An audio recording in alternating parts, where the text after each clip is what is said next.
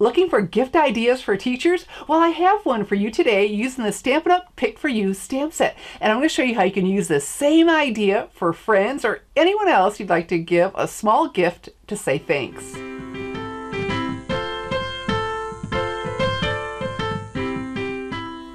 Wait until you see the amazing shading and detail we get with the two-step Pick For You stamp set. I'm Shelley Godby, the owner and CEO of Stamping Smiles, and for 17 years I've been teaching others how to create their own hand stamped smiles. So we're going to build the layers, and it's going to be very easy using the Stamparatus stamp positioning tool. Here's a closer view of the Pick For You stamp set we're going to use for our teacher gift idea today. We're going to layer these 3 stamps to make an apple with incredible shading and detail. And look, a greeting just for teachers, for a special teacher, as well as greetings you could use for teachers or others, including "You are terrific to the core," "You are the best," "Many thanks," "Thanks to you for all that you do," and a very special one for a friend, "I couldn't have picked a better friend." Look, I want to show you the samples using the Pick For You stamp set in the 2018-2019 Stampin' Up! Catalog. Look at that shading. Their apples are muted. Our apple today is going to be deep and rich, and we're going to do that with the same tool that's going to give us that perfect placement, and that's the Stamparatus. And so I have got a couple of the stamps already set up on one of the plates, and look, you've got the grid on here, so when you put your paper, you can line up, especially when you're wanting to do multiple, so you can go right back where you were once you have it all lined up. But this is a photopolymer stamp. We don't have that foam, so what we're going to need to use instead is the foam mat that comes with the Stamparatus. Well, now my lines have disappeared. Well, problem solved. We now have grid paper for the Stamparatus. Look at that with all of those lines. And so it's double-sided. So you just take that out and look, you have your lines again. Fantastic. Now I don't need this today because my placement for my paper doesn't need to be perfect at all, because I'm going to be hand trimming the apple when we're done. So I'm going to place that here, but what I do need, let me make sure I like where it is. Oh, looking very good. I do need magnets. I want to make sure I hold that in place. Now you get 2 super strong magnets with it, and when they hit each other they break. And so then you could end up with 4, like me. I did that the very first time I tried it. All right, and so we're set up, and look, I have my foam mat from my Big Shot die brush. I really like setting this underneath here so it's not flopping around when I'm inking it up. And I'm going to use the Real Red Classic Stampin' Pad. So how you do this, you pick that up and slide that in. Now I've got on my stamping sleeves because I tend to get ink on myself from, well, multiple places. And so if I just give a quick swipe on my stamping sleeves, it doesn't end up on my project. So let's go ahead and ink this up. Okay, that's looking good. You close that lid and you stamp. Isn't that great? Okay, so with the Stamparatus, you get 2 plates and another place to set it. So I'm going to come up here and just slide that right in. There we go. And so, okay, I think we're in the screenshot. And so I'm going to use the same red pad, my Real Red. You could use 2 colors, but I'm going to use the same one. And how I'm going to get away with that is, here we pressed. All right, so it's a little bit darker, but I want it to be more obvious. So let's just do it twice. I mean, how easy is this with the Stamparatus? Because it's already lined up. It's going to go exactly where you want it to go. Isn't that fantastic? Another cool feature of the Stamparatus, these are removable as you saw. Well, I'm going to remove that, rotate it, and then I have my 3rd stamp all ready to go. And so again, with the Real Red Classic Stampin' Pad, go ahead. Press. Aha! All right, so we did the second one twice, so we want to do this one at least twice, but quick and easy. All right, so how about 3 times? So we'll have that, the first one just full strength, the second one stamped twice, because as we're stamping over top, of course, our color is getting deeper. Doesn't that look fantastic? All right, so now we're done with this. So let's go ahead. I like to push from the back a little, pull in that lip and close, and a quick swipe of my stamping sleeves. I'll have a link under the video if you'd like to see where you could pick up a pair of stamping sleeves so you're not messing up your cards anymore either. So let's take this one out one more time, rotate it, and I've got the stem in there. I've got to tell you about the stem. And a nice easy tip that took me a while to figure it out, because I thought, why is this flopping in my way after I tried it over and over? Well, this is so if you put this on straight, the stamp, if you put that on straight, it fits in there real easily. It's like, oh, they did me such a favor. I was just too silly to catch on. So now you know the secret. Okay, I'm going to use the early Espresso Classic Stampin' Pad. For the stem. Let's ink that up. Oh, I think I missed the top. Let's come up here. Okay, but you know, with the Stamparatus, if I did, the beautiful, oh, there we go. I would just come back and ink again, and it'll go right back where I want it. Got a little paper towel, so I know I've got ink on there, and there we go. We've got our stem. Fantastic. And so what I'm going to do for my project, I want to hand trim this. So I have my paper snips, and just going to go around and leave a nice little white border. There we go. But to save a little bit of time, by the magic of TV, I have one all done for us. So now we're going to use this on our teacher gift. So now we got our stamped and hand-trimmed apple. This stamp set reminded me of apple cider. I thought, ooh, I hope I can find it. And I did. Hot apple cider mix. Found this at Walmart. Look at that. So 10 pouches. So they come like this for $1.98. How about that? Isn't that great? So now what we're going to do is make a pocket sleeve for that. So I need my Stampin Trimmer. And we're going to use both the cutting and scoring blade for this. And so the dark blade, well, that's the cutting blade. And the lighter is the scoring. And I've got here some Cajun Craze cardstock. And I'll have a link to my blog post with this project with all of the measurements. So I want to score. So we got the lighter one there. We're going to score this at 4 1/4. There we go. And 8 1/2. Fantastic. Okay, so now I want to, along those score lines, go ahead and fold. And I've got my bone folder. Give this a nice crisp fold. There we go, on both of those score lines. I need to see my score lines so I can do the cutting. There we go. Super easy project. So this is the front, and what I want is to cut off part of that at an angle, because we're going to make, like I said, a pocket sleeve. And so we'll just set this on here. The dark, remember, here's the cutting. And there we go. We've got that angle. I have this coming around so we have a nice finished edge instead of it just blunt. And that's going to look really nice. So I want to stamp You're Terrific to the core, and I want to really stand out. So we're going to emboss it. So let's open this up. I like to stamp on a flat surface and unfold that. And before we do any embossing, you take your Embossing Buddy. This is a wonderful tool, and rub it on the cardstock. So what this does, this is going to help the embossing powder stick only to the wet ink that we use and not any oil from my fingerprints. Okay, so now a wet ink, a really good choice is the VersaMark Pad. Let's go ahead and open that up. So my first sample, I had room and it fit up there, and it was just too high. So I know I want to come down further, not quite so high up. All right, and there you go. So this is called a watermark pad. You can see that it leaves what you would think as a watermark, a shade or two darker.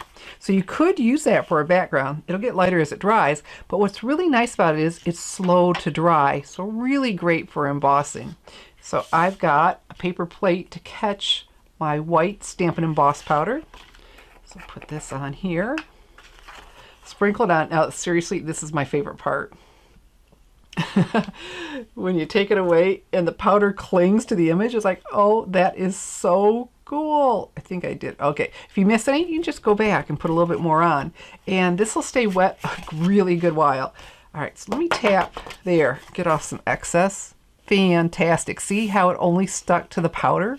Or the powder only stuck to the ink and not any place else. Without the Embossing Buddy, you end up with powder sticking all over, and then you're very carefully trying to get it off with a brush, and then you hit the image and then you try not to cuss, and because then you have to sprinkle it back on and you start all over. So the Embossing Buddy just saves so much time and frustration.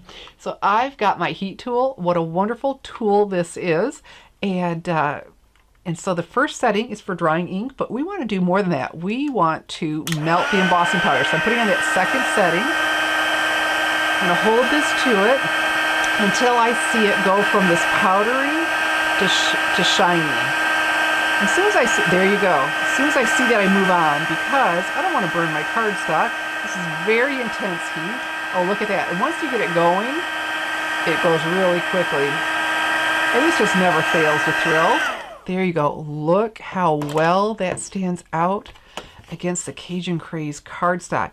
If I had used a white pad, it wouldn't have been as opaque, and this just really stands out beautifully. All right, this cools off pretty quickly. You don't want to touch it immediately, but it does, look, already.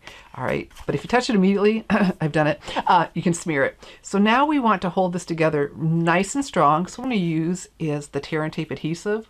This stuff is so easy to work with. And so when you do a flap, go to the outside edge so it's nice and secure. And then with this stuff, look, you can just tear it. How easy is that? So we've got this, and then along here. A good, nice hold. Now, I really like my SNAIL adhesive, but not when any kind of pressure will be applied, or it can't lay flat. And with that packet, that hot cider packet in there, that's going to have some pressure on it. All right, so press down. Because if it's pressed, you know, sticking well, that makes that backing paper a lot easier to come off. Okay. You could wait to do this one after this first step, but we're just going to close this down here. Here we go. Nice. And fold that around. Easy. All right. So there's the pocket for our hot cider. And so now to decorate it, you know, the funny thing is, because I was looking at the cider packet, and that's how I was picking my colors, and I plan to use this paper, and this is from the Country Lane designer paper, and I thought, oh, the colors are just fabulous. But then I turned it over and went, oh wow, I really like that. So what we're going to do is we're going to use both. So isn't that sharp on there, and it's just harvesty and makes you think of, you know, hot apple cider time of the year. So I've got my SNAIL adhesive. Put my finger where those ridges are. Whoops. Okay, a little something to get that going. And we'll do both ends. There we go. So doesn't these two look so sharp together? So I end up with both. Okay. Looking good. Now, because, you know, we're putting this on here and I was talking about pressure, let's go ahead and use the Tear and Tape again instead of the SNAIL on this layer. I'm just crazy about this stuff. You know, the red line tape we used to have, it held really well, but oh gracious, the backing, it would cling to you. It's hard to get rid of, and this is just so easy to work with, and yet it's nice and strong. Really, really pleased. Okay, there we go. So we'll put this along here. A nice decorative touch. Isn't that pretty? The colors are just fabulous. And yep, that's looking pretty straight, isn't it? Nope, a little bit higher over here. You've got some forgiveness until you press down. Once you're happy, okay, now you press. Great. Oh, this is looking so good. And our apple, remember our apple? And so I want that to go on here. And at first I did the crushed curry cardstock, and it just wasn't setting well with me. And then I tried Old Olive, and I like that better. My husband said it was 6 of one and half a dozen the other, but I like the Old Olive better. So what I have here is the 2 1/4 inch circle punch. Hold this upside down so we can see where we're punching. There we go. And now our apple. Look how good it looks against that. All right, so note some more SNAIL adhesive. Doop. SNAIL. What does that mean? It's an acronym for Super Neat Affordable Inline Adhesive. All right. There'll be a test later. Now, doesn't that look sharp? All right. So our packet still needs to go in there. So just one little thing to decorate it up is all we have left to do. And I have here the, easy for me to say, right? Braided linen trim from the holiday catalog. And the designer paper is also from the 2018 Stampin' Up! Holiday catalog.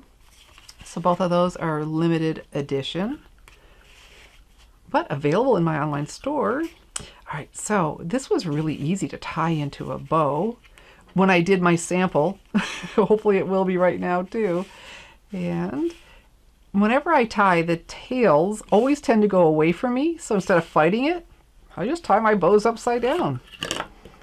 And I like to work off of the spool because I tend to waste less that way. Because I've got a nice long tail, so I don't have to overcut a long tail to make it convenient to work with it. There we go. Aha. And this I like going sideways. So I have a pair of paper snips. You know, I used a pair earlier and they're really great, but I've had this forever, and I put a piece of ribbon on there so I know these are my ribbon scissors. And so that keeps them nice and sharp for ribbon. Aha. Looking good, isn't it? Aha. All right, so you can fluff and play. And so now to put this on, well, Stampin' Dimensionals always make things a little bit more special, but also it's going to get us up and over that ribbon. These foam adhesive dots. So we want to make sure we get on either side of the ribbon. We don't want to be laying on it. There we go. Press down with your thumbnail, and it makes it, those edges pop up, easy to get off. And there we go. Oh, that looks really good. And then you slide in your apple cider mix. And now you have a teacher gift idea that's quite reasonable to make. And so I was looking at Amazon, and they've got this ridiculously priced on Amazon, these packets. But you won't believe what else I did find. I did find apple cider in the K-Cups, very reasonably priced. And I thought, ooh, if you preferred, I'll send you the link to this video. You could do that same idea, but the apple would work in place of that. And of course, that designer paper, isn't that fun? So you could do the same idea for K-Cups if you knew someone really would appreciate those even more. So there we go. An easy and fun teacher gift idea that you can use for friends and others as well. If you'd like to make my gift for teachers or friends or anyone else you'd like to say thanks, all the supplies are listed below the video and available to order now in my online store, www.shopwithshelly.com. I'm Shelly Godby, teaching you how to create hand stamped smiles. Thanks for watching.